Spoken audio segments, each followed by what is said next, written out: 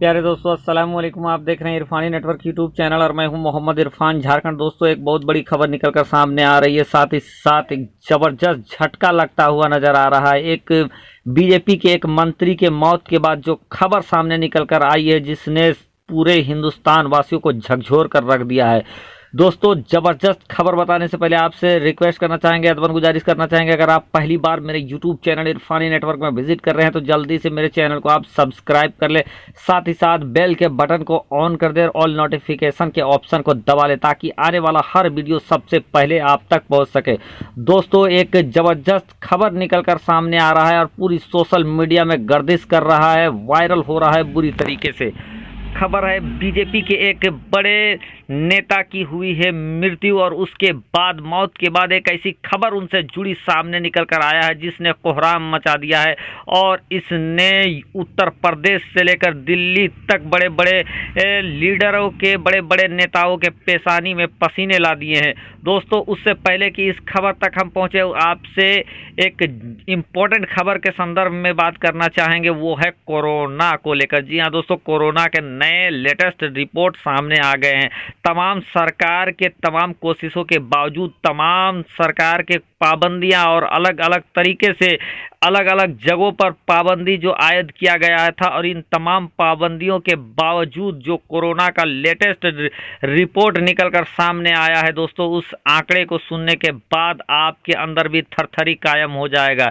जी हाँ दोस्तों, जो लेटेस्ट रिपोर्ट अभी निकलकर सामने आया है उसमें यह बताया गया है कि हिंदुस्तान के अंदर जो कोरोना का लेटेस्ट आंकड़ा सामने आया है वो है 31 लाख, यानी 31 लाख क्रॉस कर गया है भारत के अंदर कोरोना के पेशेंट की तादाद। साथ ही साथ दोस्तों, जो इसके चपेट में आकर, कोरोना के लपेटे में आकर जिन्होंने अपनी जान को गंवाया है, उनकी तादाद सुनकर आपको और हैरानी होगा और आपके अंदर और थरथरी कायम हो जाएगा। जी हाँ दोस्तों, जो लेटेस्ट जानकारी सामने निकल कर आ रहा है उसके मुताबिक हिंदुस्तान अब तक 56,000 से ज़्यादा लोग इस कोरोना के चपेट में आकर अपनी जान गंवा चुके हैं। दोस्तों, उसके साथ ही साथ कोरोना जिसके लिए सरकार ने लाख पाबंदियां आयद किया, हर तरीके से जानकारी दिया, सैनिटाइजर के लिए जानकारी दिया, मुंह में मास्क लगाने की जानकारी दिया, सोशल डिस्टेंसिंग की जानकारी दिया,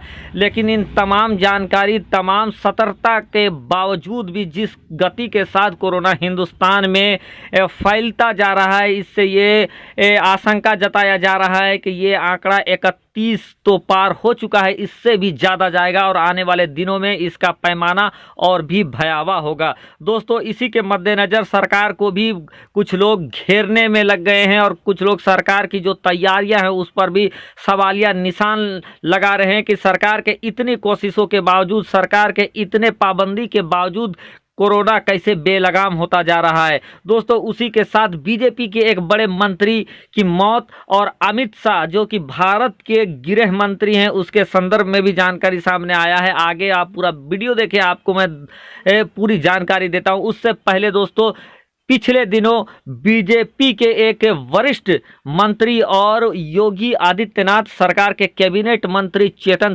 चौहान की मृत्यु कोरोना से हो गया था। उनको कोरोना के साथ साथ और कई बीमारी थे, लेकिन जो मुख्य वजह बताया जा रहा था उनकी मृत्यु का, वो कोरोना बताया जा रहा था। यानी ये कोरोना ऐसा है, ना मंत्री पहचानता है, ना संतरी पहचानता है, ना मुखिया पहचानता है, ना कोई भी बड़ा से बड़ा मंत्री पहचानता है। सबको जो इसके साथ खिलवाड़ करता है या जो इसके सुरक्षा से बाहर जाता है, जो थोड़ा सा भी मिस्टेक करता है, वो इसके चपेट में आ जाता है। दोस्तों, इसी के एक खबर जो चेतन चौहान से निकलकर सामने आ रही है। दोस्तों, चेतन चौहान को, जो कि उत्तर प्रदेश सरकार के कैबिनेट मंत्री थे, जब उनको कोरोना पॉजिटिव पाया गया और जब हॉस्पिटल में भर्ती किया गया, तो वहां से निकलकर एक ऐसी खबर सामने निकलकर आया है जिसने हिंदुस्तान के करोड़ों चेतन चौहान के चाहने वालों के दिलों को रौंद कर रख दिया है, और वो थरथरा उठे हैं और उनके अंदर में एक आक्रोश की स्थिति उत्पन्न हो गया है। दोस्तों, ये खबर ये बताया जा रहा है कि चेतन चौहान, जो कि भारत के पूर्व क्रिकेटर भी रहे हैं, बीजेपी के दिग्गज नेता भी रहे हैं और उत्तर प्रदेश सरकार के कैबिनेट मंत्री थे। दोस्तों, जब उनको कोरोना की वजह से जब उनको हॉस्पिटल में भर्ती कराया गया, तब वहां पर जिस वार्ड में उनको रखा गया था, उसी वार्ड में एक एमएलसी, उत्तर प्रदेश विधानसभा के ही एक एमएलसी वहां पे मौजूद थे। उन्होंने चेतन चौहान के संदर्भ में जो जानकारी दिया, उस जानकारी ने करोड़ों लोगों को दिलों को झकझोर कर रख दिया। दोस्तों, इस उनकी जानकारी के मुताबिक, जैसा कि सोशल मीडिया से खबरें सामने आया, जैसा कि सूत्रों के हवाले से जानकारी मिल रहा है, दोस्तों उन्होंने जो जानकारी प्रदान किया है वो कोरोना के मरीजों के साथ जो बदहाली हो रहा है और जो बहुत सारे जगहों में जो हॉस्पिटल, सरकारी अस्पताल में जो बदहाली है, उस चीज को बयां कर रहा है। दोस्तों, जब चेतन चौहान भर्ती हुए थे तो चेतन चौहान मंत्री थे, कैबिनेट मंत्री थे, भारत के पूर्व क्रिकेटर थे, यानी उनका ख्याति, उनका नाम इतना बड़ा था। उसके बावजूद भी दोस्तों उस एमएलसी ने जो बयान दिया सदन के अंदर, उसमें उन्होंने ये बताया कि चेतन चौहान को जब भर्ती कराया गया तो कुछ देरी के बाद वहां पर हॉस्पिटल का स्टाफ आता है और जाकर सवाल पूछता है कि यहाँ चेतन कौन है।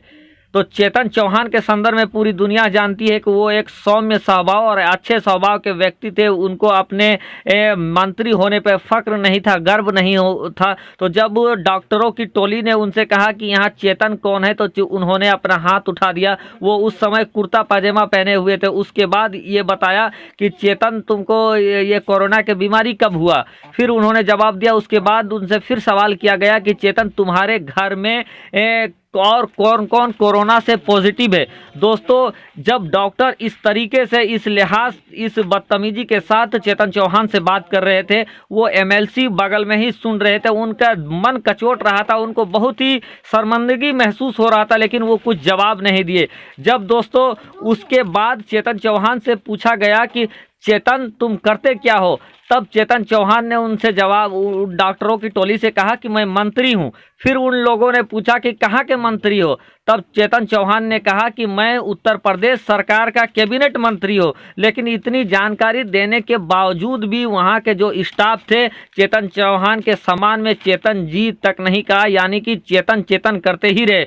जब इतनी बदतमीजी और बेहुरमती के साथ वो स्टाफ चेतन चौहान से गुफ्तगू कर रहे थे, तो वो एमएलसी जो बगल में था, उनको जब बर्दाश्त से बाहर आ गया, जैसा कि उन्होंने अपनी जानकारी अपनी ब्यौरा में दिया है, तब उन्होंने उन डॉक्टरों से कहा, क्या आप जानते हैं ये कौन चेतन चौहान है? ये चेतन चौहान वो है जिन्होंने भारत के लिए क्रिकेट खेला है। तो जब इतना सुना तो उसके बावजूद वो ये डॉक्टरों की टोली ये कहते हुए वहाँ से निकल गए कि ओ ये चेतन हैं। यानी कि उस वक्त भी चेतन चौहान के लिए उन्होंने चेतन जी या चेतन शर्मा जैसे नाम लेने की कुछ चेष्टा भी नहीं किया। और दोस्तों, इसके बाद वो एमएलसी सदन में बताते हुए वो बहुत ही भावुक हो जाते हैं कि क्या उत्तर प्रदेश में सिर्फ योगी आदित्यनाथ का ही सम्मान होगा और दूसरे का नहीं होगा? क्योंकि जब एक कैबिनेट मंत्री, कैबिनेट के मंत्री के बाद होता है मुख्यमंत्री, और जब एक कैबिनेट मंत्री के साथ इस तरह का व्यवहार होता है तो और दूसरे के साथ क्या होगा? और उस एमएलसी ने ये बताया कि मुझे 4 बार टेस्ट कराया गया, कभी बोला गया कि पुर्जा नहीं गया, कभी आपका रिपोर्ट नहीं गया, इस तरह की जानकारी। अंत में मैंने वहां से लिख के दिया कि सरकार के गाइडलाइंस के मुताबिक मैं अपने घर में ही इलाज कराऊंगा, मैं रहूंगा, और मैं वहां निकल कर आया और ये जानकारी आपको दे रहा हूं। दोस्तों, जब ये जानकारी उन्होंने दिया तो ये खबर पूरे सोशल मीडिया में वायरल हो गया और लोग काफी चिंतित हुए। दोस्तों, चलिए अब आगे बढ़ते हैं। हम भारत के जो गृह मंत्री है अमित शाह, आपको मालूम है कि उनको भी कोरोना हुआ था, और उस कोरोना के बावजूद जब वो कोरोना को हराकर अमित शाह बाहर निकले, उसके बाद कुछ दिन के बाद अमित शाह को सांस लेने में तकलीफ हो रही थी और उसके बाद उनको एम्स में भर्ती कराया गया है। दोस्तों, अभी भी जानकारी ये मिल रही है कि अमित शाह, जो कि भारत के गृह मंत्री हैं, बीजेपी के कद्दावर चेहरे हैं, बीजेपी का चाणक्य समझ लीजिए, उनकी हालत में अभी उतनी सुधार नहीं बताया जा रहा है जो जानकारी है। लेकिन दोस्तों, चेतन शर्मा के साथ जो बेहुरमती हुआ, उसको लेकर सारे लोग उत्तर प्रदेश सरकार को घेरने में और उत्तर प्रदेश सरकार से प्रश्न पूछ रहे हैं। साथ ही साथ कोरोना में सरकारी हॉस्पिटल में जो व्यवस्था है उस पर भी सवालिया निशान उठाया जा रहा है कि एक मंत्री के साथ, कैबिनेट मंत्री के साथ इतनी बदतमीजी कैसे कोई कर सकता है। दोस्तों, इस पूरी खबर के बारे में आपकी क्या प्रतिक्रिया है? आप अपनी प्रतिक्रिया हमें जरूर दें। शुक्रिया, आदाब।